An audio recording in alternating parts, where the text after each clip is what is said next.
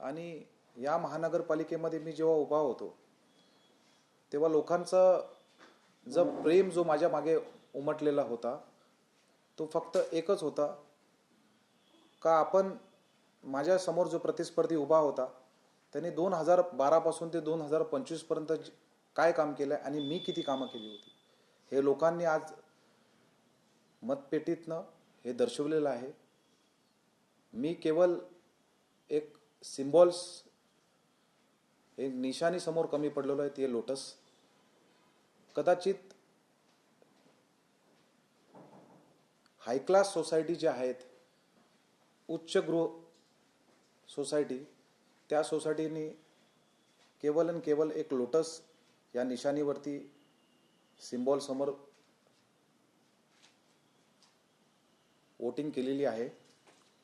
आणि मी अपक्ष उमेदवार यासाठी भरलो होतं कारण की प्रभाग क्रमांक 4 ची जी जनतानी मला जो प्रेम दिला होता ज्यावेळी माझा पक्षातनं तिकीट कापलं गेलं होतं त्यावेळी लोकांनी मला सांगितलं होतं नाही साहेब तुम्हाला आता हा फॉर्म भरलाच पाहिजे कारण की आपण ज्या अहोरात्र लोकांपर्यंत गेलो होतो अहोरात्र लोकांची सेवा केलेली होती त्या लोकांना कुठेतरी न्याय देण्याचं काम आपण करत होतो.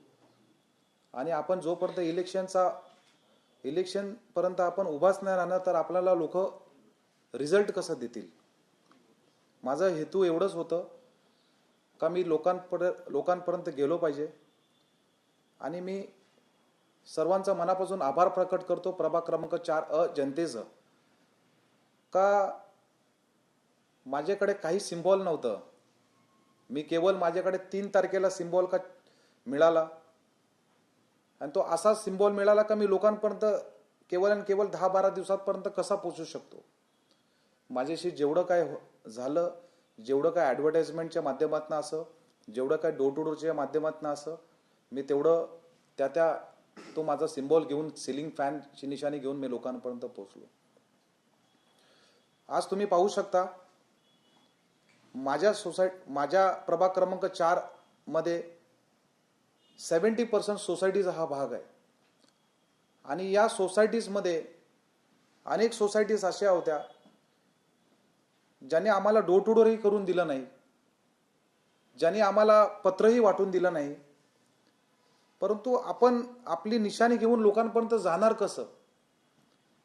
एक अपक्ष म्हणून उमेदवार मी होतो. मला जेवढं काय करता आलं ते मी प्रामाणिक प्रयत्न करण्याचा प्रयत्न केला. मी एक ॲडव्होकेट आहे. मी उच्च शिक्षित आहे. मी लोकांची जी कामं केली होती मी त्याच बेसिसवरती या ठिकाणी उभा होतो. आणि पुन्हा त्याच जोमाने मी काम करणार आहे ज्या जोमाने मी 2017 पासून नाही 2012 पासून या प्रभाग क्रमांक 4 मध्ये करत आहोत. सर जसं आपण बोलतोय की तुम्हाला तिकीट नाकारलं आपल्याला तिकीट नाकारण्याचं कारण काय होतं. मला तिकीट यामुळे नाकारलं कारण की तुम्ही पाहू शकता का माझ्यासमोर बीजेपीची निशाणीच्या सिम्बॉलच्या हिशोबाने तिकीट दिलं होतं आणि त्यामुळे तो तिकीट मला नाकारलं होतं. अजिबात नाही. मी पक्षापुढे कधी नाराज झालोच नाही. मी एक साधा शिवसैनिक म्हणून काम करत आहोत. अनेक वर्षापासून माझ्याकडे कुठलाही पद नव्हता. मी माझ्या आजोबांचा फाउंडेशन आहे कैलासपती श्रीपत शेठ कृष्णा पाटील फाउंडेशन त्या फाउंडेशनच्या माध्यमातून मी प्रभाग क्रमांक 4 मध्ये काम करत आहोत.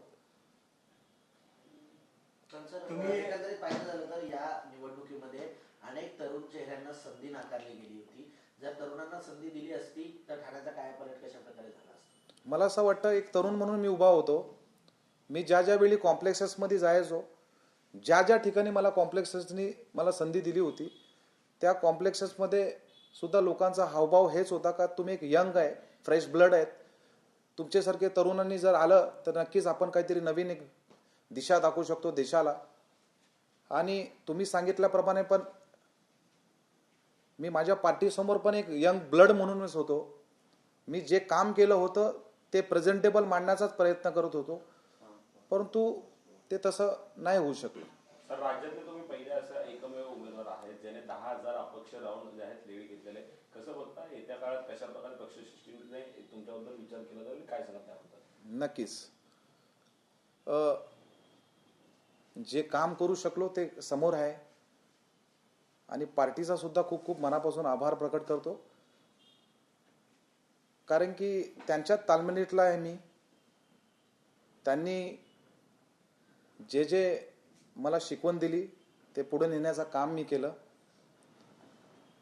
आणि केवळ फाउंडेशनच्या वतीने आणि शिवसेनेच्या प्रेरणेच्या वतीने मी पार्टी वाढवण्याचा प्रयत्न केला होता आणि आताची परिस्थिती पाहिली तर सध्या एक अपक्ष उमेदवार मी आहे आणि होतो. सर ठाण्यामध्ये अनेक अनपेक्षित निकाल आलेले आहेत. तुमचं असं म्हणणं आहे की सिम्बॉलचा मला फटका बसा. समजा पक्षाने तिकीट दिली असती तुम्हाला तर चित्र वेगळं असतं का? काय वाटतं तुम्हाला? 100%.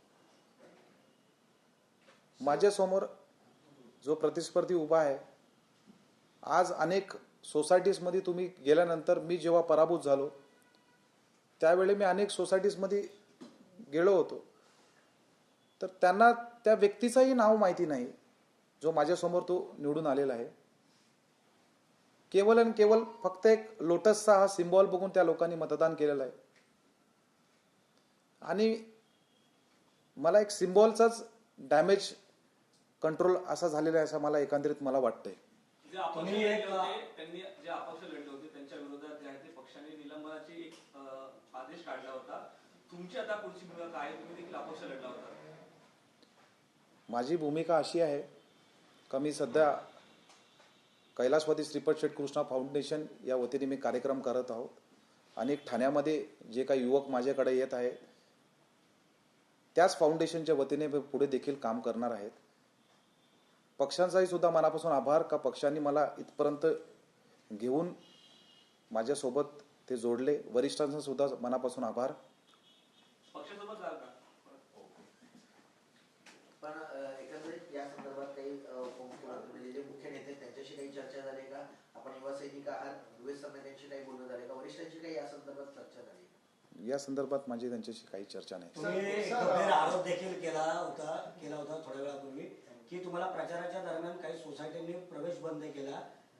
त्या अशा कुठल्या सोसायटी आहेत की मतदानाचा प्रचार करण्यासाठी तुम्हाला अडवण्यात आलं? हिरांदेरी मेडोज बघा, नीलकंठ ग्रीन्स पहा, पॅरोटॉन पहा, अशा मोठ्या मोठ्या ज्या सोसायटीज आहेत त्या सोसायटीजमध्ये अनेक उमेदवारांना येऊन नाही दिलं. आम्ही आमच्या कॅम्पेन करू शकलो नाही. लोकांना आम्हाला भेटून नाही दिलं. याचं कारण आम्हाला माहिती नाही पडलं.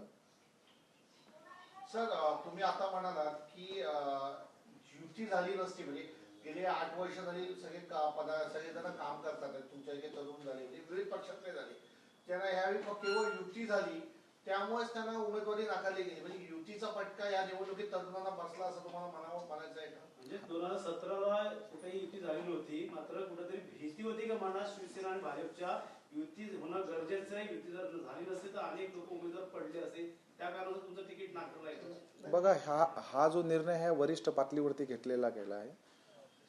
मला असं वाटतं मी त्याला ॲप्लिकेबल नाही आहे.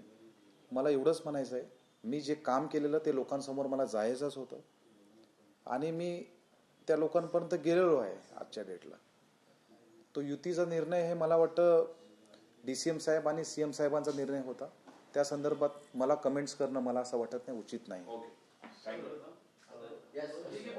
सर, निवडणूक लढणं आणि निवडणुकीचा प्रचार करणं हा लोकशाहीचा भाग आहे.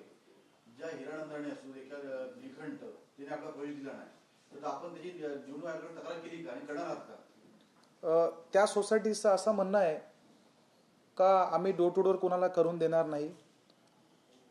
तुमचे जे काय पॅम्पलेट्स वगैरे आहेत ते तुम्ही खाली आणून ठेवा आणि निवडणूक नक्कीच याच्याबद्दल मी एक PIL दाखल सुद्धा करणार आहे. आपण जर एक निवडणूक लढवत आहोत तर आपण लोकशाहीच्या मार्गाने आपल्याला डोर टू डोर करणं हे भाग्यच आहे असं मला वाटतंय. पण आपण त्यांच्यापर्यंत अप्रोच करूच शकलो नाही. काही लोकांना तर आपला निशाणीच माहिती नाही, त्यामुळे ते नॅशनल लीडर बघून त्यांनी मतदान केलेलं आहे. हे चित्र स्पष्ट आहे. चुकीच्या माणसाला तिकीट दिलं गेलं का? त्याच्यामुळे कुठेतरी आपली तिकीट डावलली गेलेली आहे. मला असं वाटतं त्यांना असं वाटलं असेल का त्यांच्यात पात्रता जास्ती आहे, माझ्यात पात्रता कमी पडली असेल.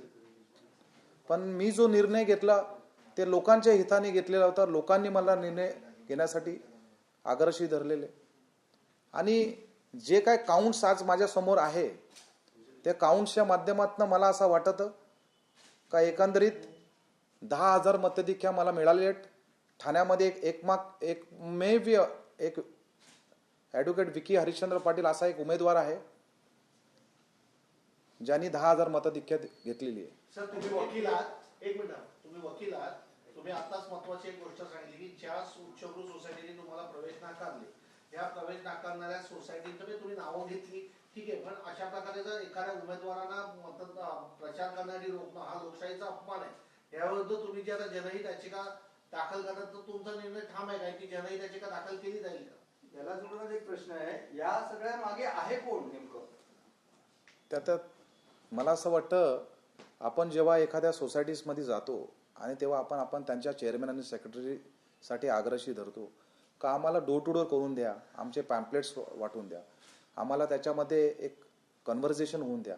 आम्ही जर एखाद्या सोसायटीजमध्ये गेल्यानंतर सोसायटीचं असं म्हणणं असतं का आम्ही कुठल्याही प्रकारे नेत्यांना एंट्री देणार नाही, तुमचे जे काय मुद्दे असतील ते एकंदरीत तुम्ही खाली ठेवा, आणि ते पॅम्पलेट्सही सुद्धा वाटून देत नाही. मला एकंदरीत कारण मला कळलं नाही यांचा काय उद्देश आहे आणि त्याच्या मागे कोण आहे. मला त्याच्यापेक्षा मी त्या सोसायटीसाठी भरपूर काही काम केलं होतं. मी त्या अनेक सोसायटीजमध्ये असा गेलो होतो. माझी ॲक्सेबिलिटी आणि विजिबिलिटी जास्ती होती त्यांच्यापेक्षा. माझ्यासमोर जो प्रतिस्पर्धी उभा होता त्यांनी तर 15 वर्षामध्ये कधी चेहराही दाखवला नव्हता. त्यांनी तर कधी आजपर्यंत लोकांच्या घरात सुद्धा गेला नव्हता. पण माझी ॲक्सेबिलिटी त्याच्यापेक्षा जास्ती होती असं मला एकंदरीत वाटतं. तुम्ही जनहित याचिका दाखल करणार कशी काय असणार? त्याच्याबद्दल आम्ही एक कोर कमिटी निर्णय घेऊया आणि यापुढे कसं काय निर्णय घ्यायचा आहे हे आम्ही माझ्या टीम बरोबर, माझ्या सॉलिसिटरांबरोबर हे पुढे मार्ग मी त्याच्यामध्ये घेणार आहे. माजी महापौराचे मुलगा म्हणून हरिश्चंद्र पाटील यांची जी जागा होती ती तुम्हाला पाहिजे होती, मात्र कुठेतरी भाजपनेच गेम केलेला तुमच्या तिकीट कापण्यामध्ये. मला असं वाटत नाही, कारण की ती युती झाली होती आणि युती झाल्यामुळे मला वाटतं ती बीजेपीला सीट गेली होती. तरी सुद्धा मी माझ्या पार्टीसाठी, मी ज्या पार्टीमध्ये काम करत होतो त्याच पार्टीसाठी आग्रही धरत होतो का मला ही सीट तुम्ही द्या, कारण की मी सगळ्यात जास्त 2017 पासून ते 2025 पर्यंत मी या मतदारसंघामध्ये जास्ती विजिबल होतो.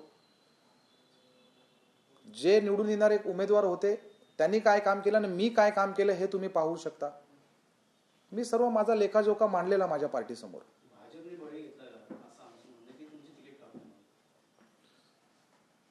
मला असं वाटतं का भारतीय जनता पार्टीने काय केलं नसेल, कारण की ती सीट त्यांच्या उमेदवाराकडे ऑलरेडी होती आणि मी माझ्या पार्टीसमोर तिकीट मागत होतो. तुम्हाला असं वाटतं की शिवसेनेने अन्याय केला तुमच्यावर? नाही, मला असं वाटत नाही, कारण की त्यांना असं वाटलं असेल का मी एवढा ॲक्सेबिलिटी नसेल, माझी अप्रोच नसेल. तुमच्या घरात शिवसेना आहे, तुमच्या मला मातोश्री पण नगरसेविका आहे, पण तुमचा विचार आता काय आहे? पुढची वाटचाल कशा प्रकारे असणार? सध्या मी कैलाशवादी श्रीपद शेठ कृष्णा पाटील फाउंडेशनच्या माध्यमातून काम करत आहोत आणि पुढे देखील त्याच जोशाने, त्याच जोमाने पुढे देखील ठाणे शहरामध्ये त्याच माध्यमातून मी काम करत राहणार, हे तुम्हाला मी आश्वासन देतो. थँक्यू.